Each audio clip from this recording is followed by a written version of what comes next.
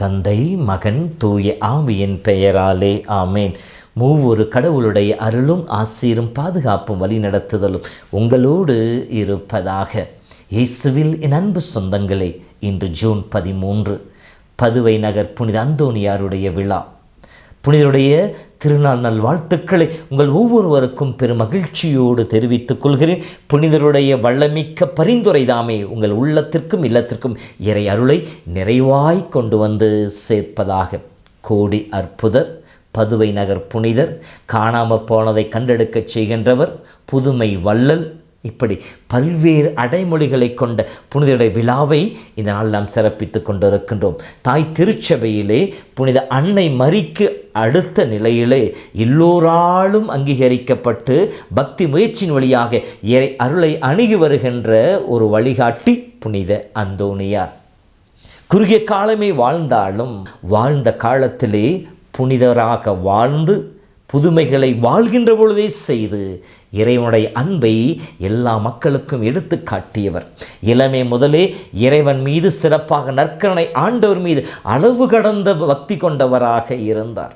ஆலயத்தை ஜெபித்து கொண்டிருக்கின்ற பொழுது, நற்கருணை ஆண்டவரை துதித்து கொண்டிருக்கின்ற பொழுது, சாத்தான் அவரை சோதிக்க வருகின்ற பொழுது சிலுவை அடையாளம் வரைந்து பேயை துரத்தி அடித்தவராக இருக்கின்றார். இன்று வரை தீய ஆவி சக்தி ஓட்டுகின்ற அந்த ஜெபம் அந்தோனியாருடைய ஜெபமாகவே அமைந்திருக்கின்றது.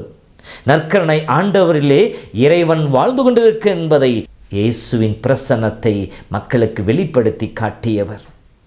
இறை வார்த்தையின் வல்லமையை போதித்தவர். இறைவார்த்தை போதிக்கின்ற பொழுது மீன்களெல்லாம் ஆறிலிருந்து தலையை மேலே தூக்கி தூக்கி துள்ளி குதித்து அவருடைய வார்த்தைகளை கேட்டதாக சொல்லப்படுகின்றது. மறையுரை வழங்குவதிலே வள்ளலாக இருந்தார்.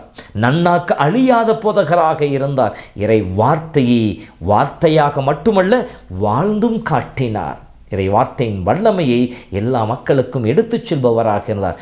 இத்தகைய புனிதர் விழாவை கொண்டாடுகின்ற நாளிலே அந்த புனிதருடைய படத்தையோ உருவத்தையோ பார்க்கின்ற பொழுது அதில் இருக்கின்ற ஒரு 3 அடையாளங்களை கொண்டு இந்த நாளிலே சிந்தனையை பகிர்ந்து கொள்ள ஆசைப்படுகிறேன். முதலாவதாக அவருடைய அந்த சுருவத்தை பார்க்கின்ற பொழுது அவருடைய கையிலே தாங்கி இருக்கின்ற லீலி மலர். லீலி மலரானது தூய்மையின் அடையாளமாக இருக்கின்றது, பரிசுத்தத்தின் அடையாளமாக இருக்கின்றது. தூய உள்ளத்தோர் பேறு பெற்று என்று சொல்லி கடவுள் சொன்னார். தூய்மையாலன்றி எவரும் கடவுளை அணுகி வர முடியாது. தூய உள்ளத்தோர் வேறு பெற்றோர் அவருடைய கடவுளை காண்பார்கள் என்று சொல்லப்பட்டது. புனித அந்தோனியார் தூய்மையின் பிறப்பிடமாக இருந்தார். உள்ளத்திலும் உடலிலும் ஆன்மாவிலும் தூயவராக இருந்தார். இறைவனை காணுகின்ற பாக்கியத்தை பெற்றிருந்தார். இறைவனிடமிருந்து அருளை பெற்றுக் கொடுக்கின்ற ஆசிரியரை பெற்றவராக இருந்தார். புனித அந்தோனியார் விழாவை கொண்டாடுகின்ற எனக்கு அவர் சொல்லிக் கொடுக்கின்ற முதல் பாடம், தூயோராக இருங்கள்.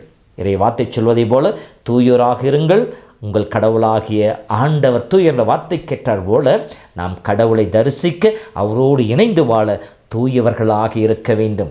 தூய்மை என்பது நம்முடைய சிந்தனை, சொல், செயல் அனைத்திலும் தூயவர்களாக இருக்க வேண்டும். இரண்டாவது, அவர் கரங்களிலே குழந்தை இயேசு தவழ்வதை நம்மால் பார்க்க முடியும். இயேசுவை உள்ளத்தில் மட்டுமல்ல தன் கரங்களிலும் தாங்குகின்ற பாக்கியம் பெற்றவராக புனித அந்தோனியார் விளங்கினார். எங்கே குழந்தை இயேசு தங்கியிருப்பார்? யாருடைய உள்ளம் தூய்மையாக இருக்கின்றதோ, யாருடைய உள்ளம் பரிசுத்தமாக இருக்கின்றதோ, எவர் கடவுளுக்கு முழுமையாக கீழ்ப்படிந்து வாழ்கின்றார்களோ அவர்கள் மத்தியிலே, அவர்கள் உள்ளத்திலே இயேசு வந்து தங்குவார். ஆக இரண்டாவது, இயேசுவை மையப்படுத்தி வாழ்ந்த வாழ்வாக அவருடைய வாழ்வு இருந்தது. மூன்றாவதாக, அவர் கரங்களை தாங்கி இருந்த இறை வார்த்தை.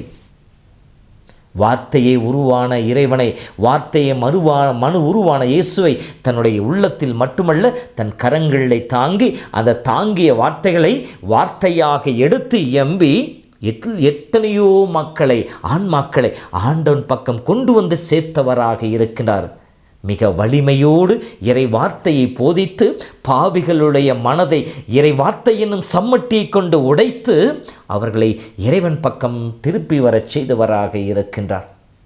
இறை வார்த்தையை தன் வாழ்வினுடைய மையமாக கொண்டு வாழ்ந்தவராக இருக்கின்றார். புனித அந்தோனியாருடைய விழாவை கொண்டாடுகின்ற பொழுது கோடி அற்புதர் என்று சொல்லி அவரை புகழ்வதால் மட்டுமல்ல, அல்லது காணாமல் போனதை கண்டுபிடிக்க செய்து வருவர். எனவே ஏதாவது காணாமல் போனால் அவருடைய சுருவத்துக்கு முன்னால் போய் ஜெபிப்பது, அவருடைய சுருவத்திலே கருப்பு கயிறை கட்டி மன்றாடுவது, இது மட்டும் பக்தி முயற்சி அல்ல.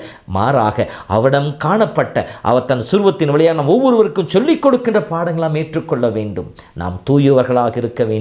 நம்முடைய உள்ளம் இறைமகன் இயேசு தங்கி வசிக்கின்ற இல்லமாக இருக்க வேண்டும். மூன்றாவதாக இறை வார்த்தையின்படி வாழ்பவர்களாக, இறை வார்த்தையை நம் வாழ்க்கையால் போதிப்பவர்களாக இருக்க வேண்டும்.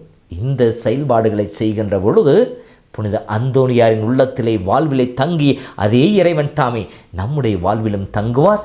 நாம் விழா கொண்டாடுகின்ற புனிதர் வழியாக இறைவனுடைய அருளையும் ஆசை நம்மால் பெற்றுக்கொள்ள முடியும்.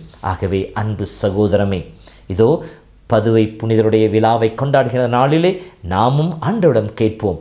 தூய உள்ளத்தோடு இறைவனை தாங்கி இறை வார்த்தையை போதிக்கிற மனிதர்களாக இருக்க அருள் வேண்டுவோம்.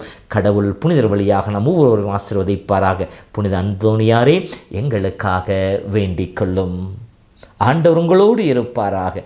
எல்லாம் வல்ல இறைவன் தந்தை, மகன், தூய ஆவியின் பெயராலே ஆமேன். எங்கள் புனித இதய தலைவா, இசையில் வாழ்த்திடு